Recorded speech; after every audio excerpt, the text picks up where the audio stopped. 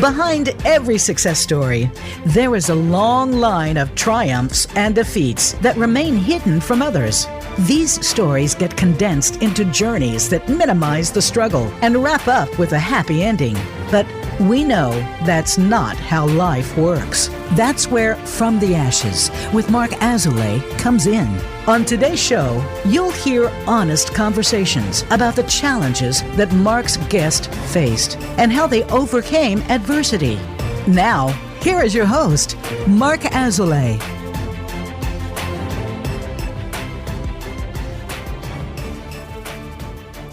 Welcome to From the Ashes. I'm your host, Mark Azoulay, and I'm sitting here with Bre Wolta. So, Bre, I like to start by talk about where we met. I think I met you at like a Coppola meeting, or at one of your therapist socials that you've done for North Star Transitions. Likely, yeah. I don't remember the exact moment, but that sounds about right. One of those, yeah. In the Boulder community, Bre is like a huge connector. She works for a inpatient treatment, well, not inpatient, IOP treatment center. And it's just like, I feel like you know everybody, you know? I make friends pretty easily. Yeah. And been in the field for, like 6 or 7 years now. Yeah, I'm excited to talk to you about this topic because, you said you're going through something intense right now, and you've also talked about a spiritual journey. And our listeners have been clamoring to hear more topics on spirituality and on kind of like esoteric, occult things. So I think it's going to be a great fit for the show. But let's start with your From the Ashes story. A story where, you failed, you got kicked down, you got knocked down, and you had to come back up stronger. What would you like to share with our listeners today? Yeah, I've been thinking about, because it's not like kind of one specific situation. And it's more of kind of been the struggle, right? Over like a period of time when I, from the childhood where a lot of our stuff kind of starts, into understanding what that was and moving through. And it's really been sort of a struggle with control that I'm able to see now, but wasn't able to sort of piece together as it was happening. But I'm in recovery from an eating disorder, and a big piece of, sort of the impetus of that was trying to have control over something. And that's sort of how it manifested, where it was total focus on trying to change and control what I felt like I could, when a lot of things in my world felt very chaotic. So just growing up sort of in my family system, I grew up with parents who were amazing and wonderful and wanted, the best for us and wanted us to be a family unit, and struggled in their relationship. And so they were together and, on again, off again, like 6 or 7 times throughout throughout my childhood, adolescence, and into some college years. And sort of in my adolescent years onward, I also, experienced addiction in my family as well. And so it was sort of a chaotic environment. It was something that I didn't really know differently, and didn't really understand how the chaos was affecting me and how I was, internalizing my safety, my need for sort of numbing my own emotions to take care of other things. And really at the fault of, nobody, I just sort of assumed this role of caretaker. And a lot of my codependence started at a pretty young age, feeling like everyone's problems were my problems and having to take care of people, and sort of really losing touch with myself is what it was. It was a period of years where I was pretty numb to my emotions or my needs, and like really without ever being told that nobody ever told me there wasn't space for me or space for my needs or wants or emotions, but I just intuited that there was always so much going on between either my parents or my mom went through a variety of health issues throughout the years as well. And with the addiction, and it was just a lot everyone was handling. So I was like, oh, well, I'll just be here in the background. Like I'm not, don't have sort of the same, you don't have to take care of me in the way that everybody else needed. So I didn't really, like, growing up I didn't really branch out. I didn't really have like a rebellious stage of life. I was pretty reserved and pretty, like, honestly afraid of of anything I couldn't expect or control. So I found just sort of synchronously modeling when I was 15. And it was something that I know my parents wanted me to explore because I had interest in it, and they thought it was going to be like a good way to build confidence, or, they had good intentions of helping me sort of get into that. And it was sort of it was a combination of the perfect storm of having the external validation, really needing to seek that worthiness from other people or getting jobs or making money, and then being able to control my body. And that's where the eating disorder really sort of took root and started to take over, because I hadn't realized, I guess, before this job, right, of needing to be a certain size or look a certain way, that was something that was important or valued in a way that could it was like my entire self-esteem was wrapped in, like, getting a job, right? And I was really good at controlling my food and my exercise because I'm also very type A and, like, structured and, like, rules, and it all sort of aligned very, very perfectly in that way. And eating disorders are an addiction in similar and different ways from drugs and alcohol, but what they both do is really distract you from your feelings, from having to sit with what's uncomfortable, having to use any sort of mental capacity for anything other than seeking, right? It was when am I going to get so to true. Yeah, it's so much energy. Like, I think about it now and I'm like, I don't know how I graduated college.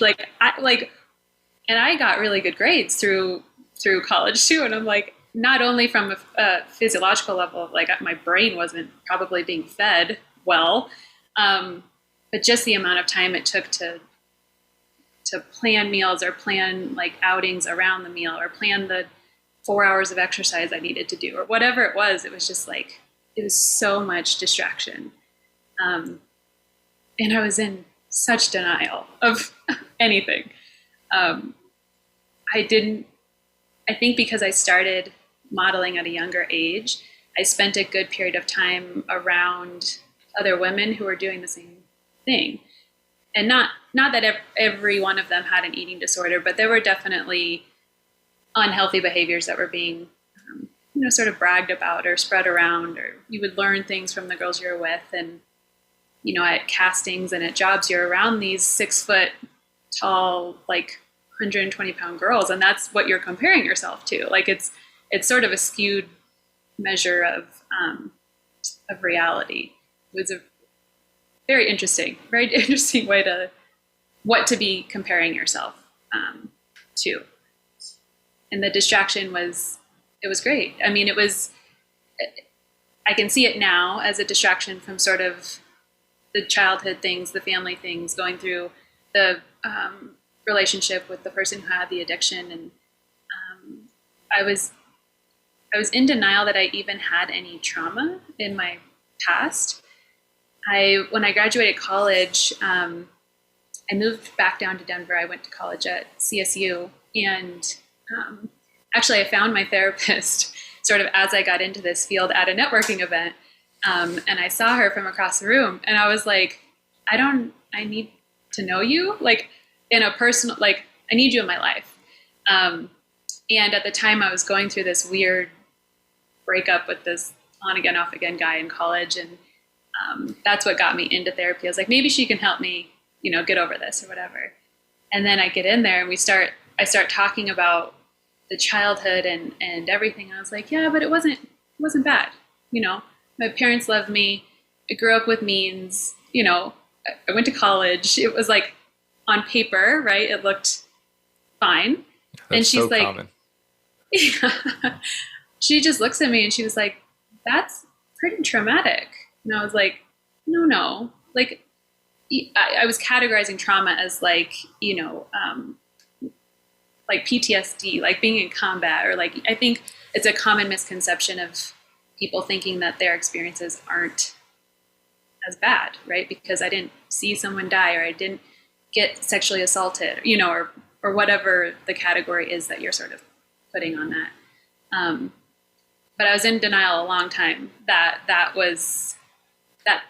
going through those experiences affected me on some level, and that I was so detached from my body, like living. I think this is common in addiction too, is we spend a lot of time in our head and not dropping into our body and, how we're feeling, or like connecting anything. It's just all like running in a machine that's in our brains. A lot of rationalizing, for me, I'm a very analytical person anyway, so I want to understand the why of things, and the very left-brained side of things. And so I didn't actually recognize that anything was wrong with being so disconnected from my body. And I spent a few years with that therapist. And, we did some EMDR, we touched on the trauma, and that was sort of my first entry into connecting into the body a little bit, to sort of reprocess that stuff, which was very uncomfortable. Like the first experience was something like that, where she's like, close your eyes and, feel into your body. I was like, what? No, like, can't we just talk about it? I remember being in sessions and like trying to prolong the talking part of the session so I didn't have to do. Like, I could rationalize, up and down why I had the eating tendencies, why I was seeking the external validation. Like, I understood it all from a very cognitive place. And that is helpful, right? That's helpful in a part of the journey, is being able to understand so that you can get out of denial, is a good part of that. But I was still trying to control it. And I was still like in this very, like putting all of my energy and thinking I was controlling things by, controlling the way I looked, or controlling the, controlling how people perceive me, or the validation or whatever. And that's like not things that you have control over. So I was spending all this energy and still feeling very, anxious and overwhelmed, and just frustrated, I guess, that things weren't really changing. And then I was introduced to plant medicine.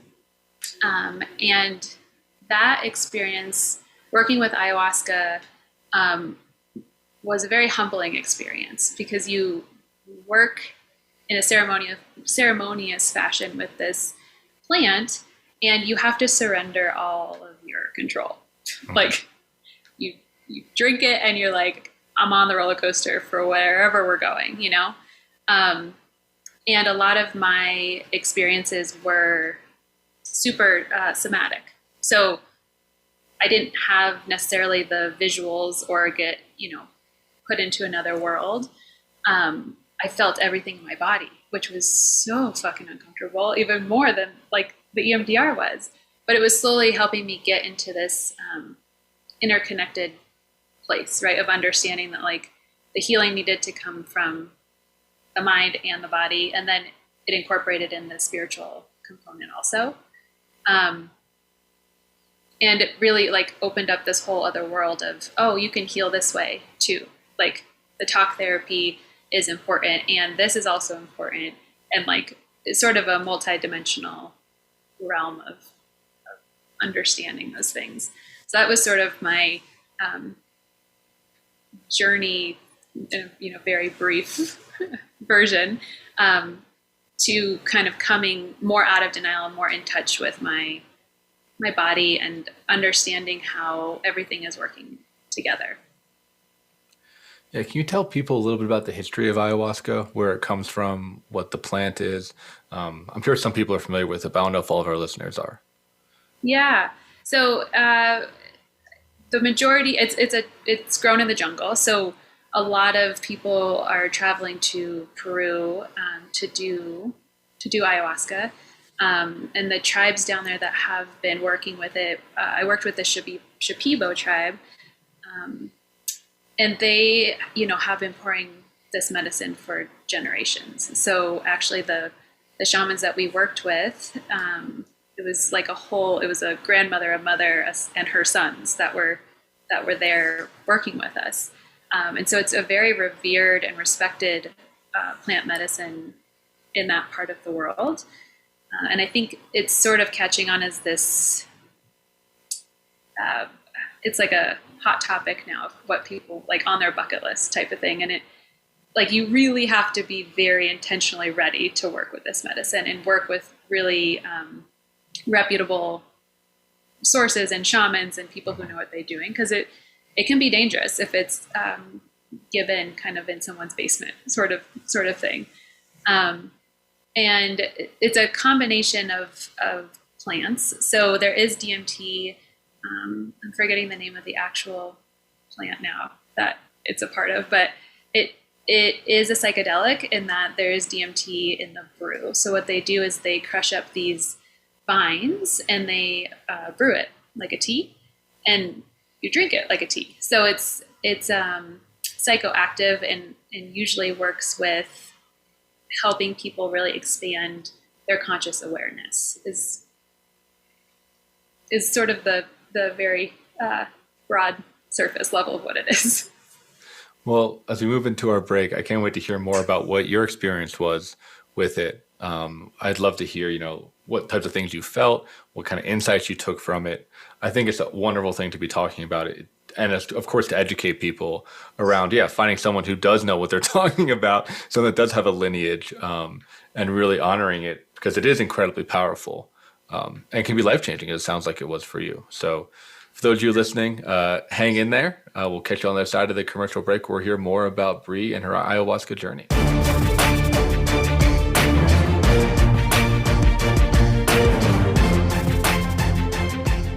Think you've seen everything there is to see in online television? Let us surprise you. Visit voiceamerica.tv today for sports, health, business, and more on demand 24/7. In Mark's work with high performers and business owners, it is becoming increasingly clear to him that their biggest obstacle to success is themselves. They are experts in their field, but are dragged down by their anxiety, poor time management, inability to focus, or self-sabotage. His role is to help you overcome these emotional and organizational issues so that you can truly excel in your business and your personal life. One of the most common hurdles that he sees is perfectionism, a crippling anxiety around performance. It's a fear of not being good enough, being publicly embarrassed, or of disappointing others.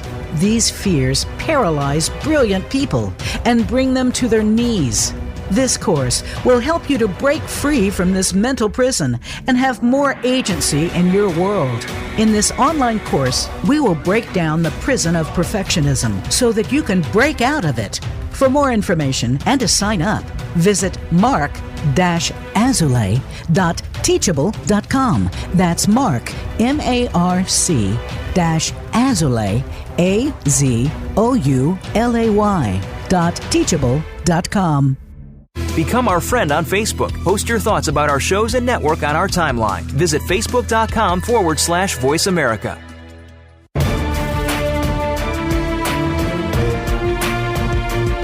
You are listening to From the Ashes with Mark Azulay. To reach the show today, please call 1-888-346-9141. That's 1-888-346-9141. Or send an email to podcast@mark-azulay.com. Now, back to From the Ashes. Welcome back. I'm your host, Mark Azulay, and we're talking about shamanism and ayahuasca and this experience of having to relinquish control.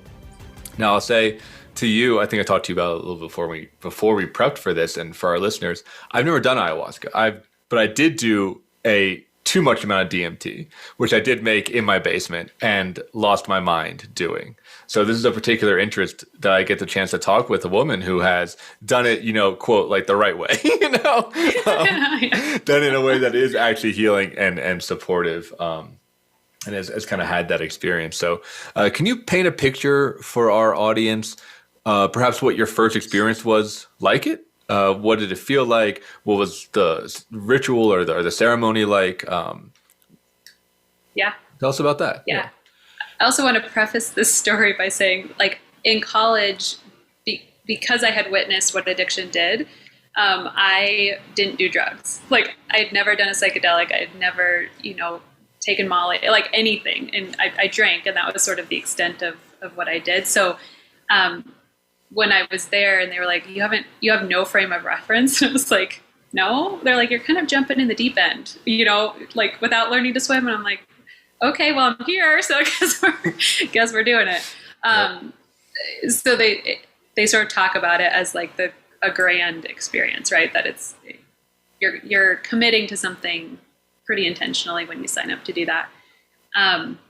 So you can imagine me having no frame of reference, and Google searching is a bad idea for anybody looking to do ayahuasca.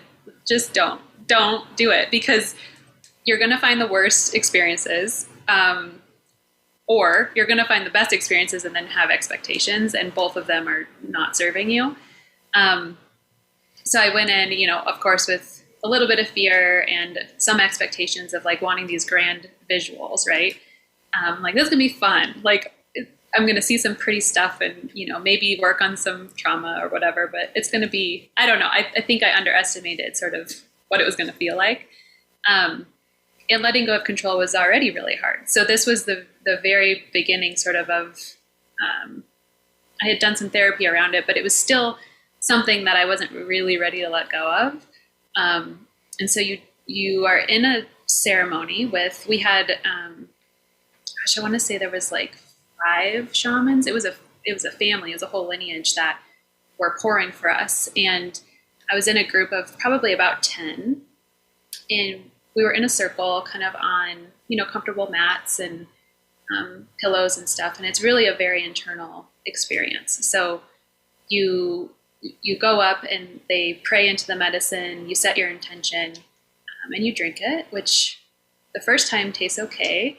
It's not pleasant, but as you consecutively drink the nights that you're there, it tastes worse and worse. It's a very weird sort of phenomenon. So you drink the medicine, and then you go and sit on your mat, and you really you put on your eye mask and you lay down. Like, you're not interacting with people. You're not trying to walk about the jungle or anything. There's usually 1 or 2 facilitators that are not drinking as much medicine. So they may take like a working dose is what they call it. And those people help you get to the bathroom if you need to go to the bathroom, or it is a purgative medicine. So most people will vomit or have diarrhea. Like, it helps you cleanse. And so the helpers also come around and help change out buckets. so that you're not bucket right there. Yeah. Yeah. Yeah. Like a yogurt container, like a big, like a family size yogurt container. Oh, okay. Not like a Home Depot big orange bucket. No, Okay. no. Because the day of ceremony, you don't eat past lunch. Okay. To help mitigate how much you're actually growing up, and not everybody does, right? And so that was actually part of my experience where I was like, well, when is that coming? Again, with the expectations. But as far as the setup, there are a few people more sober, right, that are around to help. So it's not a completely like everyone is on their own type of situation. And then throughout ceremony, the shamans are singing what they call ikaros. And they're songs that they can tap into through the divine. They say it's divinely channeled. And the specific songs and frequency and like, and these songs are like 20 minutes long. Like they're not like a, you know, a pop song that you can kind of catch on to. They're like a very comforting kind of ceremonial song. And these people are singing for like 6 hours. You're like, you have to be divinely like fed through, because how does one person, you know, do that? But the music plays with the medicine. And so as the shamans are under the ayahuasca as well, they're able to see you on an energetic level. And so they would come up to us individually, and they would sing specific egros for us to help us purge, or to help move some energy, or help comfort. Like they kind of just knew what you needed. It was very bizarre, like That's to witness. Wild. That's really wild. Yeah. Do you have an example of that? Like, what did they see in you? Yeah. Well, so I was there over a week, and the first 2 ceremonies I hadn't purged at all, and was having a really hard time letting go, right? In every sense. And so the 3rd ceremony, the shaman was working with me individually and was singing to me, and I felt it get, like I had been nauseous, but just nothing ever sort of actualized. And the best way I can describe it is the song felt like he had stuck his hand like into my body and pulled it out of me. Like it was such a felt sense of that happening. And then what I actually purged felt like it was just like black tar. Like everything was so real feeling, even though consciously I knew that wasn't probably what it was, you know?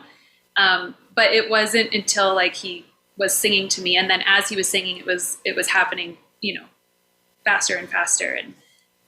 And then afterwards it was like my entire body was vibrating so intensely that I couldn't feel it. Like I literally felt like bodiless, like I was floating there. And like, I remember looking down at my hands and seeing them being like really bright white and like really long fingers. And I was like, oh my God, like I'm an energetic being. Like, and just that understanding, right, of how we are all energy, and we forget that because we're in this super dense plane. But before I was able, like the first 2 ceremonies that I had, it was very somatic. So what happens for me is I was laying there for the first time, just waiting. You know, you're just sort of, it takes like 30, 45 minutes for the medicine to kick in. So you're kind of just laying there, like anticipating what's going to happen. And then you start to hear people purging, or you start to hear them crying or having some sort of experience. And I was still laying there like, what the fuck? Like nothing's happening to me, and getting into this whole victim story and this whole like, you know, like familiar narrative. And then I start to feel my shoulders moving. Like the best way to describe it is it felt like I was a puppet, and that somebody was above me moving my shoulders and my arms without my like consent. Ooh, as another control freak, that would freak me out. Yeah. Which it's creepy. And I remember thinking that in the moment, I'm like, well, this is ironic. Like, and not, right? It's exactly what I needed to feel. Like, you're not actually in control of anything, you know? But it's just a lot of sort of muscle movement, a lot of like wiggling and dancing, and like muscles tightening and loosening, and just having no control of what my body was doing, and having very consistently that thought of like, oh, I'm not in charge here. Like something else is doing this, and not in a scary way. It was actually a kind of a humorous way at first. And then some of the clenching and the moving, like a muscle would tighten for like 30 seconds, like pretty painfully. And then it would release. And then I would cry, or I would like laugh, or like some sort of other release would happen. A lot of yawning. They talk about yawning and burping is also a purgative. So sometimes people, if you're not actually vomiting, you're just like yawning to the point where your jaw hurts because it's open so much. And like you're trying to yawn so hard that you can't actually get in like the satisfying amount of breath that you want in that moment. But it's all some sort of release, right? And sort of as you work with the medicine, even over the 3 nights that we were there were some similarities and some differences. So no experience is like exactly the same, which is also kind of hard for someone who like likes to plan things, right? And know what Where to you expect. like, you want to have the map, right? You want to have the model that you can relate to. Yeah. So it was the first times, because I've done it a handful of times since then as well, but the first 3 ceremonies that I had was just such an eye-opening understanding that there was something greater than me, first of all, that was like helping navigate this human experience. And the control that I think I had, I was placing in places that weren't beneficial. And it really helped me start to tap into like the body being a really important piece of this healing too, especially because I had abused my body so much over the years. Like when the puppeteering would stop, or when the clenching muscle would release, there was so much gratitude and love that I felt for my body that was foreign. It was like, this is new. Like, you can feel this for your body. Like, so it helped start that relationship, I guess, with myself and my physical being. Right, so you learn to actually, it sounds like, experience relaxation or even maybe pleasure or joy within your body, to be like, oh, it doesn't have to be so tight or tense or extreme all the time. Yeah, it was kind of like the magic that your body is. Like, even though it felt like it was being moved by an external, greater spirit, or they talk about ayahuasca being the grandmother. And so they say the grandmother's coming to visit you. And sometimes the grandmother brings you cookies, and sometimes she like puts you in timeout. It's like, you don't know what you're going to get. Right. But it was just this understanding of like, I've put so much focus and attention on just how it looked, how my body looked, and negated everything that it does, or everything that it's like the beauty of what it is to be human and be able to go through these experiences. Yeah, that's so, I'm feeling kind of envious as you're talking. So like my experience with DMT was such the opposite. And I wasn't doing ayahuasca. So I was doing like the like intense, refined, like more drug form of it, right? That I literally made in my basement, right? Yeah. From a recipe that I got on the internet, just like manufacturing everything you should not do. Yeah, I did everything you should not do, right? Like manufacturing it with like this equipment we stole from like the chem lab of the college I went to. Like we like literally did Breaking Bad. I watched Breaking Bad and I was like, yeah, I could probably do that. Right? And my experience, I mean, it was all visceral, but it was like confusing. Like I would be like having a lucid dream, in the real world, I was just like passed out and like drooling a lot of the time. Sometimes I would puke like on myself, there was definitely that.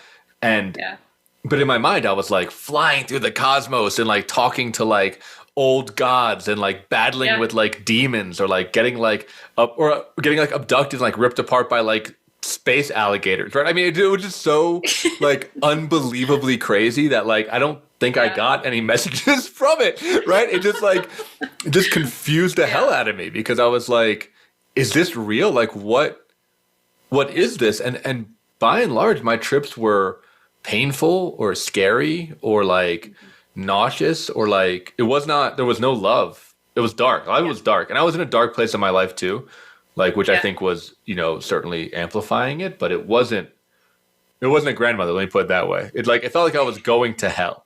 And because I was like a little punk, like metal kid, I thought that was tight. I thought that was so cool, even though it was scary, I kept going back to the well. Yeah. Well, I'm sure it is different based on the like just straight DMT you were taking versus the plant.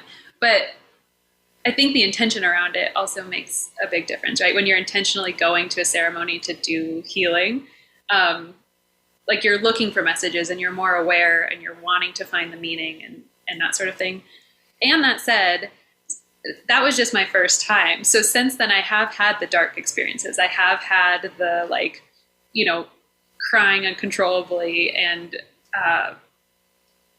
like very dark in the physical sense too, where one of my experiences recently was my whole right side of my body and my arm, it wouldn't stop like doing this, like shaking and like flailing. Oh, that's terrifying. Like for 4 hours. Like it was like just spasming. What? Yeah, spasming, and then it would clench and then it would release, and then I would get like this image of like a past life or something, and then I would cry. And it was like, oh, I'm like releasing like trauma or like stored shit in my body from lifetimes.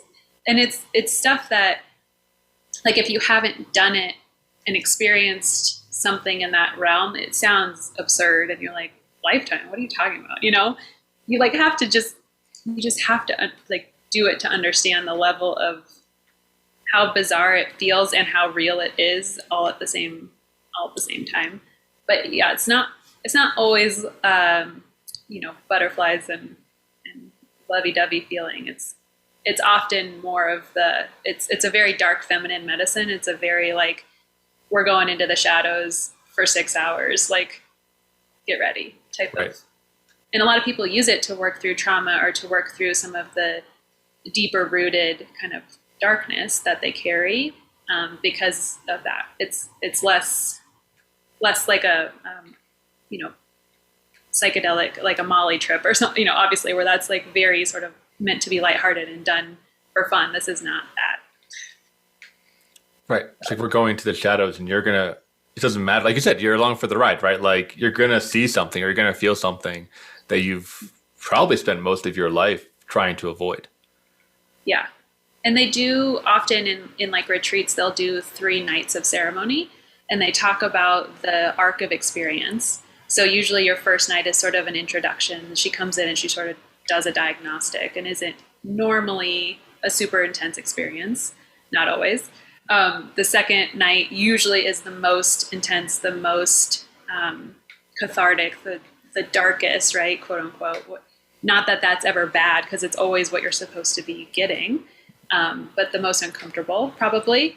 And then a lot of people want to give up after the second night because they're like, fuck that, I'm not going back there. And then the third night is typically like the like cuddles, it's like you get sort of like an understanding of what the first 2 nights were, a little bit more of the love feeling. And there is sort of a profound arc to doing 3 ceremonies in one time. Yeah, I think it's really great to give our listeners that framework and for me to learn also about how involved it is and where it all comes from. In our next segment, we'll talk a little bit more about the principles of shamanism and talk about cutting the cord, the title of our episode here, and some of the work that you do. So for those listeners, if you're enjoying what we're saying, please like us on Facebook, share it on everything, LinkedIn, we're on Instagram, we're on all this stuff. Do all the socials. It really helps to, get this information out there. It's free, it's accessible. We tell some jokes along the way, right? Anything that you can do to help us as this podcast is getting launched would be really appreciative.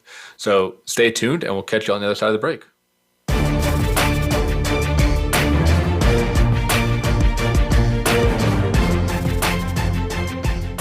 Think you've seen everything there is to see in online television? Let us surprise you. Visit voiceamerica.tv today for sports, health, business, and more on demand 24/7.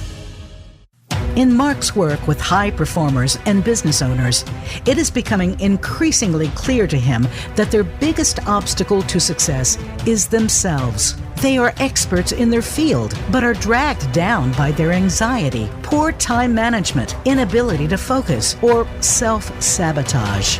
His role is to help you overcome these emotional and organizational issues so that you can truly excel in your business and your personal life. One of the most common hurdles that he sees is perfectionism, a crippling anxiety around performance. It's a fear of not being good enough, being publicly embarrassed, or of disappointing others. These fears paralyze brilliant people and bring them to their knees. This course will help you to break free from this mental prison and have more agency in your world. In this online course, we will break down the prison of perfectionism so that you can break out of it. For more information and to sign up, visit mark-azulay.teachable.com. That's Mark, MARC-Azulay, AZOULAY.teachable.com. Become our friend on Facebook. Post your thoughts about our shows and network on our timeline. Visit facebook.com/Voice America.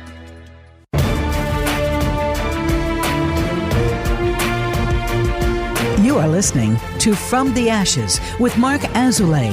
To reach the show today, please call 1-888-346-9141. That's 1-888-346-9141. Or send an email to podcast@mark-azulay.com.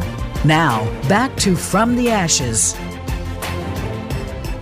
Welcome back. I'm your host, Mark Azulay, and we're talking about plant medicine, ayahuasca, reaching the spirit realm, shamanism, a lot of really interesting topics here.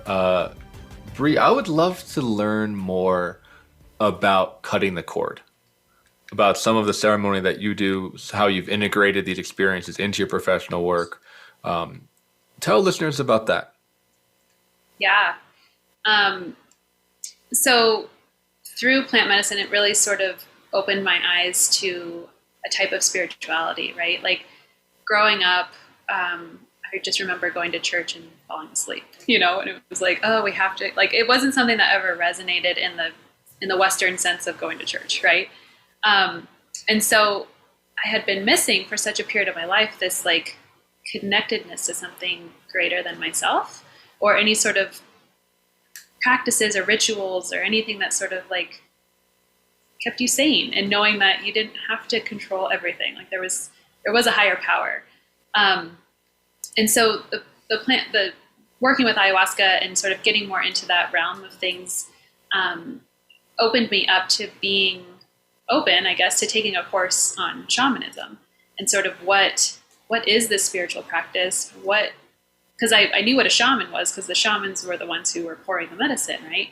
But shamanism is a spirit. It's one of the oldest forms of spirituality, and actually, it's found across the world in different tribes and different continents. Like it can be seen as sort of the roots of a lot of our modern day spiritual practices.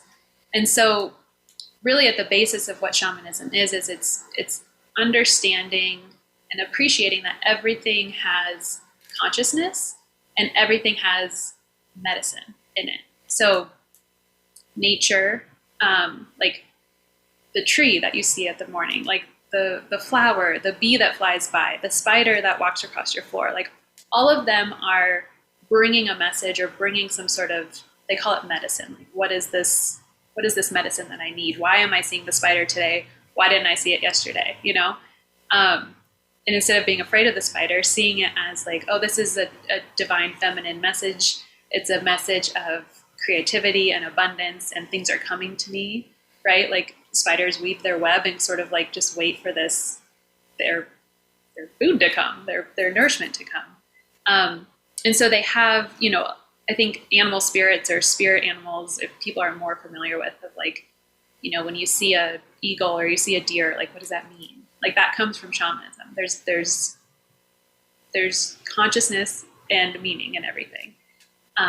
And when you look at the world through that lens, it helps you make meaning of your experiences, right? Like the reason I'm going through this crazy work situation, or, this coworker that I can't stand, like it's teaching me something. There's got to be medicine in the experience. And when we can make meaning out of hard experiences, it helps us not fall into the victimhood of it, right? And it helps us to be able to use that for growth instead of a reason to stay stuck. So it's a lot of understanding that everything has medicine, understanding everything is energetic. So, we're like 99% energy and 1% matter. We just live in a very dense reality. So we confuse that. We think we, have no influence over our energy or what happens in the quantum or, our future selves, our past selves. We think that's all, we see things very linear because we live in this plane. But seeing that everything has energy and that energy has the potential to impact your physical experience, depending on how you're using it, right? So if you can tap in and sort of move your energy, move your blockages, they talk about blockages in the body being sort of how we forget that we're already whole, healed, and complete. And that when we can move those blockages or that energy through energy work or guided visualizations or intentional focus, then we remember. So it's this period of like forgetting and falling asleep and remembering and waking up.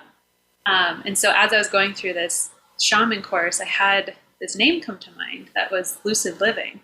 And I was like, oh, if we could just live lucidly, then we would be aware that we're living and have more impact on our physical because we'd be tapped into the energetic, right? When you have like a lucid dream and you're dreaming and you can change the dream. I was like, why are we not living that way? And so that name came in, and again, like working with shamanism and seeing everything as a sign or synchronicity or having some sort of meeting, I was like, oh, that needs to be the name of my business. Like I need to create a business. Like no intention of doing that when I was taking this shamanism course.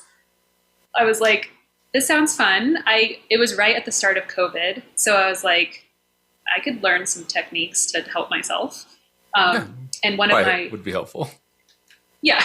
One of my, she's so many things, but spirit teacher, dear friend, badass human. I respect and admire her in so many ways. She was the one that was leading the course. And I was like, yeah, I get to hang out with you and a bunch of other cool women. Like, let's do this.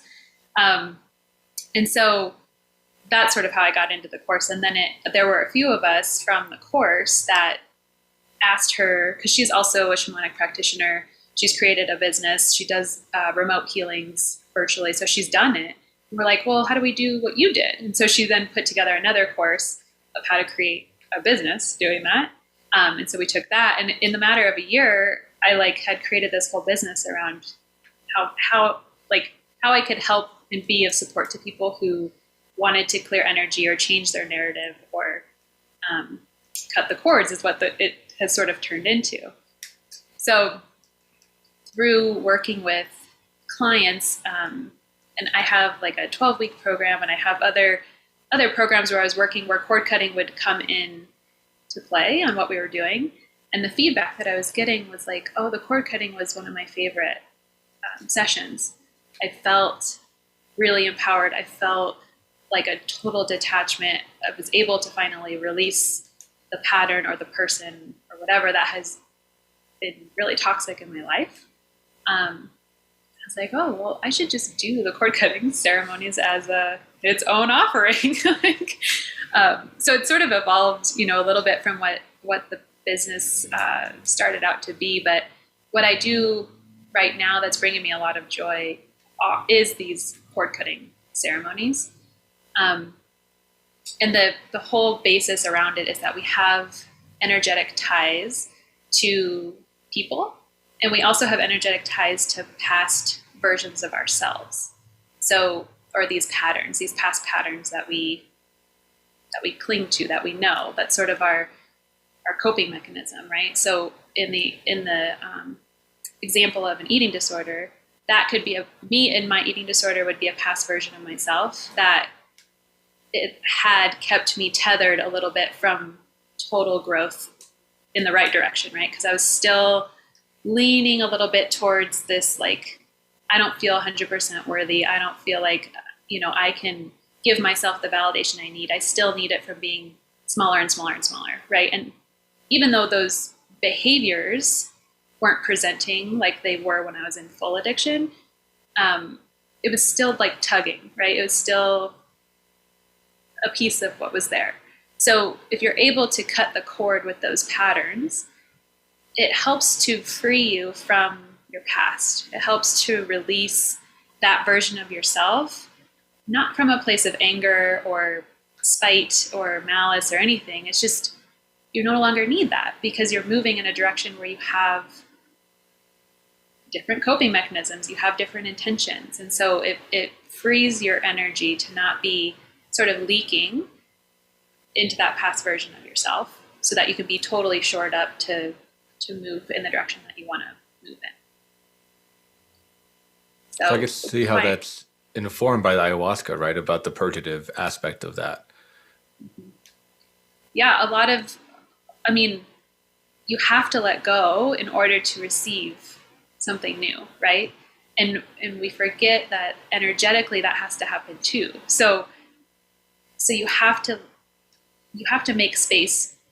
You have to let go of the old so you can make space for things that are going to be more beneficial to you in the now moment. And so working with clients who, have been stuck in toxic relationships or codependency or, still relying on men to, sleeping with men to sort of get validation and helping them realize that they have the power to no longer have to do that thing to get the result that they want. And not that you do one cord cutting ceremony and then you're like cured, but it opens you energetically to do the work, to take the steps to change the patterns and to commit to that. And the way that we do a ceremony is it's a guided visualization. So I put them through meditation, into the theta brainwave, where your brain is just more malleable. So I like to think about the ego as like this bouncer that like keeps us from, accessing what we actually feel about something or changing, the pathways in our brain. It's like, nope, that's too painful. Nope, we're not going to go there. And so with plant medicine does the same thing. It sort of removes that it gives you better access, right, to your unconscious.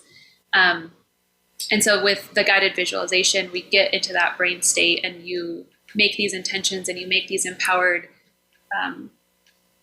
cuts, right, of what you no longer need. So it can set you up energetically for what you want to do in the physical. It's like I already have done that, so it's already familiar. And energetically, it just shifts in your world, in the world with people that you interact with. Oftentimes, people will, experience their partners acting different, or their parents, or whoever, and it's like, yeah, because you're different, like, and it's radiating. So it helps energetically kind of put you in the right place to continue the work. Yeah, it sounds like it's like a meaningful step that starts to orient the way that you're seeing and perceiving the world and the way that you're acting. And yeah, I think definitely. Like from energetic systems or family systems or organizational psychology, this idea of, if you change one unit in the system, the whole system has to be organized around it. Yeah, definitely. And it puts the control back in your hands, right? It's like, it's such an empowering move to be able to understand that you can control the way that you react and what you choose, the stories that you choose to align yourself with, what is the narrative that I'm saying, that I'm never going to get out of this eating disorder, or never going to get out of this toxic relationship. Like, but then you make the choice to actually do that. It's like, it changes what you believe about yourself too. And so really just refocusing our energy and our power to things that are going to help us is sort of the basis of how I work with clients. Yeah, I think that really works. I'm pretty agnostic on the energy piece. I just don't know, right? I'm curious, but I just don't know. But I can say from what I do believe in, right, psychological principles, there is this idea, and there's a lot of research to back up the idea that the brain works symbolically. And these like rituals and these ceremonies and these like using metaphor, using song, using, movement, like that seems to be how the brain processes in a much deeper level than just language. Yeah. And being able to, especially if there's been a lot of self-hate around ways that you've been in the past, like I've worked with people who, are moving out of addiction as well, right? And there's a lot of everything that's tied in with that. But when you cut the cord, you cut it from a place of love. Like it's for the highest and best for you as your past self and you as your present and future self. So there's no self-hate involved in it. It's all very uplifting and a way to put a new image to what you had originally categorized as this horrible person or horrible version of yourself. With the imagery, it's like, oh, now I can see that as my hurt little girl. That was acting in a way that the only way she knew.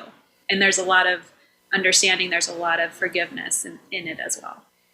Yeah, it sounds like it's a really great way to mitigate shame. And I have this image of, like sending a boat off to sea or something, right? It's not about like killing something. It's more about releasing it. Yeah. As we're wrapping up, Bre, where can people find you if they want to learn more about you, more about Lucid Living? Yeah. So Instagram, I am Lucid Living with Bre. And on Facebook, the same, Lucid Living with Bre, and it's BRE. And then my website is just my name. So Bre Wolta, BREWOLTA.com. And I have all my services and offerings listed on there. Fantastic. Well, thank you so much for joining us. For those listeners out there, if you'd like to give any feedback about this episode, if you want to contact Bre, you can also email us at podcast@mark-azoulay.com. That's podcast at marc-azoulay.com. I'll pass on anything over to Bre if you want to have her back on another episode or you have any questions for her after this podcast. Thank you so much for tuning in, and we will catch you next week on From the Ashes with more stories of triumph and defeat.